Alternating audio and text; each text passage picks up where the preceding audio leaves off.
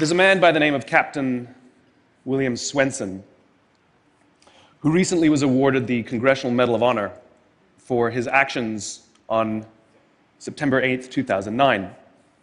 On that day, a column of American and Afghan troops were making their way through a part of Afghanistan to help protect a group of government officials, a group of Afghan government officials who'd be meeting with some local village elders. The column came under ambush and was surrounded on three sides. And amongst many other things, Captain Swenson was recognized for running into live fire to rescue the wounded and pull out the dead. One of the people he rescued was a sergeant, and he and a comrade were making their way to a medevac helicopter. And what was remarkable about this day is, by sheer coincidence, one of the medevac medics happened to have a GoPro camera on his helmet and captured the whole scene on camera. It shows Captain Swenson and his comrade bringing this wounded soldier who'd received a gunshot to the neck. They put him in the helicopter, and then you see Captain Swenson bend over and give him a kiss before he turns around to rescue more. I saw this, and I thought to myself, where do people like that come from? What is that? That is some deep, deep emotion when you would want to do that. There's a love there. And I want to know, why is it that I don't have people that I work with like that? You know, in the military, they give medals to people who are willing to sacrifice themselves so that others may gain. In business, we give bonuses to people who are willing to sacrifice others so that we may gain. We have it back. Right? So I asked myself, where do people like this come from? And my initial conclusion was that they're just better people. That's why they're attracted to the military. These better people are attracted to this concept of service. But that's completely wrong. What I learned is that it's the environment. And if you get the environment right, every single one of us has the capacity to do these remarkable things, and more importantly, others have that capacity too. I've had the great honor of getting to meet some of these who we would call heroes, who've put themselves and put their lives at risk to save others. And I asked them, why would you do it? Why did you do it? And they all say the same thing, because they would have done it for me. It's this deep sense of trust and cooperation.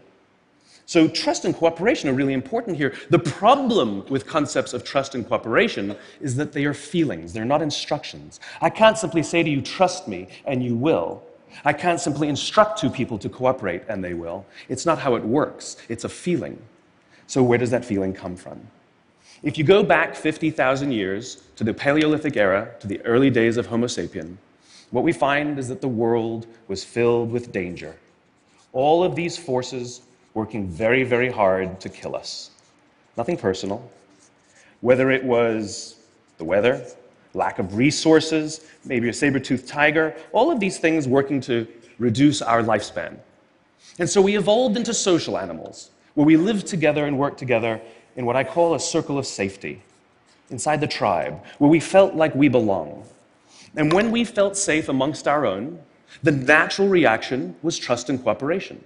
There are inherent benefits to this. It means I can fall asleep at night and trust that someone from within my tribe will watch for danger. If we don't trust each other, if I don't trust you, that means you won't watch for danger. Bad system of survival. The modern day is exactly the same thing. The world is filled with danger, things that are trying to frustrate our lives or reduce our success, reduce our opportunity for success. It could be the ups and downs of an economy, the uncertainty of the stock market. It could be a new technology that renders your business model obsolete overnight. Or it could be your competition that is sometimes trying to kill you. It's sometimes trying to put you out of business, but at the very minimum is working hard to frustrate your growth and steal your business from you. We have no control over these forces. These are a constant, and they're not going away. The only variable are the conditions inside the organization. And that's where leadership matters, because it's the leader that sets the tone. When a leader makes the choice to put the safety and lives of the people inside the organization first, to sacrifice their comforts and sacrifice the tangible results so that the people remain and feel safe and feel like they belong, remarkable things happen. I was flying on a trip, and I was witness to an incident where a passenger attempted to board before their number was called. And I watched the gate agent treat this man like he had broken the law, like a criminal. He was yelled at for attempting to board one group too soon. So I said something. I said, why do you have to treat us like cattle? Why can't you treat us like human beings? And this is exactly what she said to me. She said, "Sir, if I don't follow the rules, I could get in trouble or lose my job."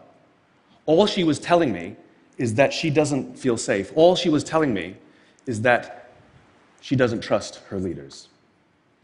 The reason we like flying Southwest Airlines is not because they necessarily hire better people, it's because they don't fear their leaders.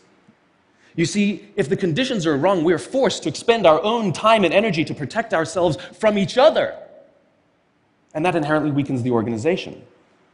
When we feel safe inside the organization, we will naturally combine our talents and our strengths and work tirelessly to face the dangers outside and seize the opportunities.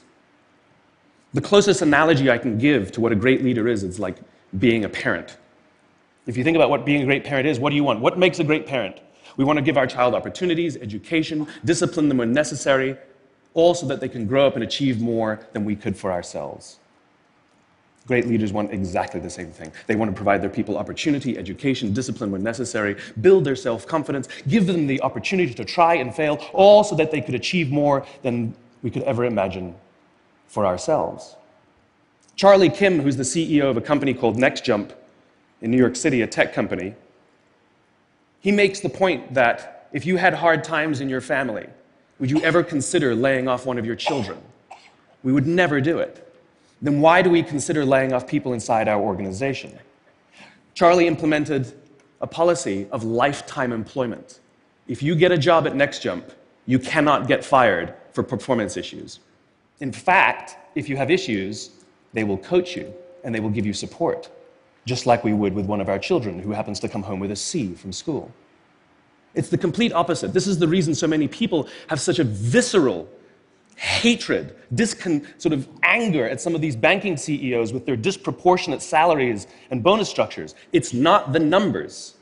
It's that they have violated the very definition of leadership. They have violated this deep-seated social contract.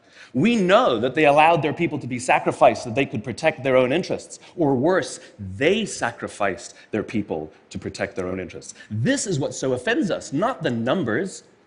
Would anybody be offended if we gave a $150 million bonus to Gandhi? How about a $250 million bonus to Mother Teresa? Do we have an issue with that? None at all. None at all.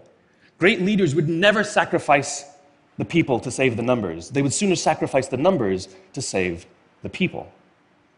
Bob Chapman, who runs a large manufacturing company in the Midwest called Barry Waymiller, in 2008, he was hit very hard by the recession, and they lost 30% of their orders overnight.